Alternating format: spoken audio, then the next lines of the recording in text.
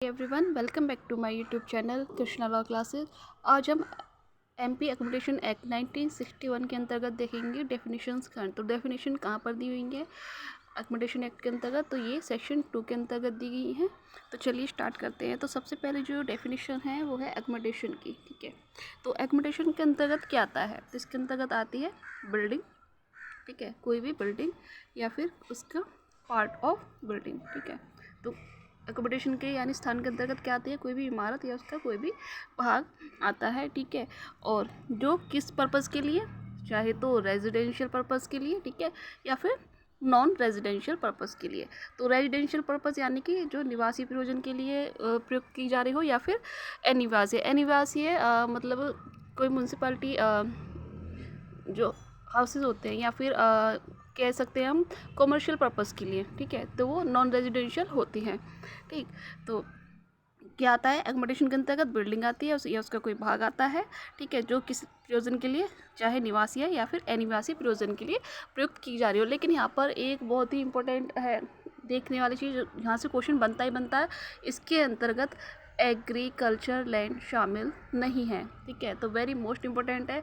और ये हम कहाँ पर देखते हैं? एकोमोडेशन एक्ट के सेक्शन 3 भी हमें यही बताता है। और कहाँ पर भी अप्लाई नहीं होता है ये, जो कि सरकारी इमारतें, वहाँ पर भी अप्लाई नहीं होता। सेक्शन 3 ही हमें बताता है। लेकिन अगर सरकार चाहे तो गज़ट में नोटिफिकेशन के द्वारा कहीं अप्लाई कर सकती है। ठीक, तो एकोमोडेशन के अंतर्गत हमने देख लिया क्या क्या आते हैं। कुछ और चीज़ें हैं जो इसमें इंक्लूड हैं।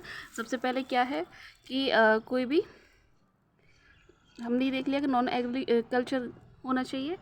एग्रीकल्चर है तो वहाँ पर ही अप्लाई नहीं होगा। और कोई भी गार्डन, ठीक है, गैराज, ठीक, ग्राउंड, या फिर कोई भी बिल्डिंग या फिर कोई फिटिंग जो उसमें लगाई गई हो, किस लिए? For more beneficial of enjoyment, for more beneficial enjoyment के लिए लगाई गई हो। या फिर कोई फर्नीचर जो प्रोवाइड किया गया हो, किसके द्वारा? मकान मालिक के द्वारा। किसको? टेनेंट को। ठीक है, तो ये एकोमोडेशन के अंतर्गत आते हैं। ठीक, अब नेक्स्ट डेफिनेशन जो आती है हमारी वो है लैंडलॉर्ड की। तो लैंडलॉर्ड में कौन शामिल है? तो लैंडलॉर्ड के अंतर्गत कोई भी पर्सन, ठीक है, एनी पर्सन लैंडलॉर्ड के अंतर्गत आता है। या फिर एंटाइटल है, जो कोई भी पर्सन जो कि एंटाइटल है लैंडलॉर्ड की ओर से किराया लेने के लिए। ठीक है, या फिर कोई भी ट्रस्टी आता है इसके अंतर्गत। ठीक, गार्जियन आता है, रिसीवर भी आता है। ठीक, किसके? लैंडलॉर्ड के डेफिनेशन में। या फिर any person receiving the rent under the act. ठीक है, मतलब कोई व्यक्ति जो उसकी लैंडलॉर्ड की तरफ से कोई रेंट रिसीव कर रहा है, वो भी इसके अंतर्गत आता है। किसी को लैंडलॉर्ड ने अथोराइज किया है रेंट वसूल करने के लिए। ठीक है, वो व्यक्ति इसके अंतर्गत आता है। और नेक्स्ट है डेफिनेशन लॉफुल इंक्रीज की। ठीक है, जो सेक्शन 2C में डिफाइन की गई। तो इंक्रीज से हम देखेंगे जो कि सेक्शन 8 के अंतर्गत जो इंक्रीज़ है वो यहाँ पर होंगी। ठीक है, तो increase in the rent as permitted under section 8। ठीक, तो आपको इतना ही याद रखना है 2C के अंतर्गत लॉफुल इंक्रीज। फिर उसके बाद है लीज। तो इन्हें हम वन लाइन में देखते चलेंगे। तो लीज इंक्लूड्स अ सब लीज। ठीक, सिर्फ इतना ही देखना है। तो ये इंपॉर्टेंट है। 2E member of the family. तो मेंबर ऑफ द फैमिली में कौन शामिल है? तो ये इंपॉर्टेंट है। तो सबसे पहले देखिए, मेंबर में कोई भी स्पाउस आते हैं। ठीक, और son, father, grandfather, mother, grandmother, ठीक, ये सब आते हैं। सिस्टर होंगी, डॉटर होंगी, लेकिन कंडीशन क्या है? अनमेरिड होनी चाहिए। ठीक, सिस्टर और डॉटर अनमेरिड होनी चाहिए। ठीक है, तो ये सब इनमें शामिल है। पैटर्नल मेल, पैटर्नल फीमेल, ये सब फैमिली के अंतर्गत आते हैं। ठीक, लिविंग जॉइंटली, ठीक है, जो साथ रह रहे हैं वो सभी फैमिली के अंतर्गत आते हैं। तो नेक्स्ट चलते हैं रेंट कंट्रोलिंग अथॉरिटी, जो नेक्स्ट हमारी डेफिनेशन है। तो रेंट कंट्रोलिंग अथॉरिटी से मीन्स है यहाँ पर सेक्शन 28 के अंतर्गत जो रेंट कंट्रोलिंग अथॉरिटी है वही होगा। ठीक, जो सेक्शन 28 के अंतर्गत। ठीक, तो वहाँ पर डिफाइन किया गया है। नेक्स्ट हम चलते हैं रिपील्ड एक्ट 2G के अंतर्गत।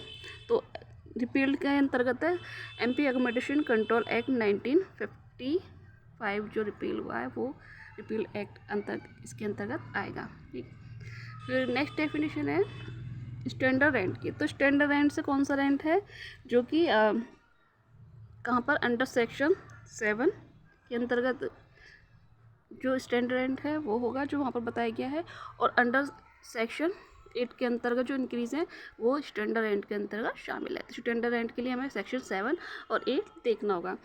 लास्ट जो डेफिनेशन है वो है टीनेंट की। तो टीनेंट के अंतर्गत कौन आता है? कोई भी पर्सन, ठीक है, एनी पर्सन बाय होम और age home rent is payable, कोई भी व्यक्ति जिसके द्वारा रेंट पेबल हो, या फिर इंक्लूड सब टीनेंट। तो सबसे मोस्ट इम्पोर्टेंट जो है वो इसमें ये है कि सब टीनेंट इसमें शामिल है। तो प्री में क्वेश्चन पूछ लिया जाता है क्या सब टीनेंट में शामिल है? तो हाँ है, ठीक।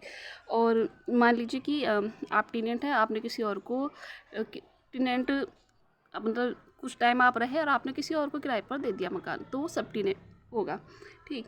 और एक ये भी होता है कि आपने किसी को 1 वर्ष के लिए किराए पर रखा, ठीक, और वह 1 वर्ष का टाइम समाप्त हो गया, वो तब भी रहा, चला रहा है, और आप उससे किराया भी वसूल कर रहे हैं, तो वो टीनेंट के डेफिनेशन के अंतर्गत ही आएगा, ठीक है। और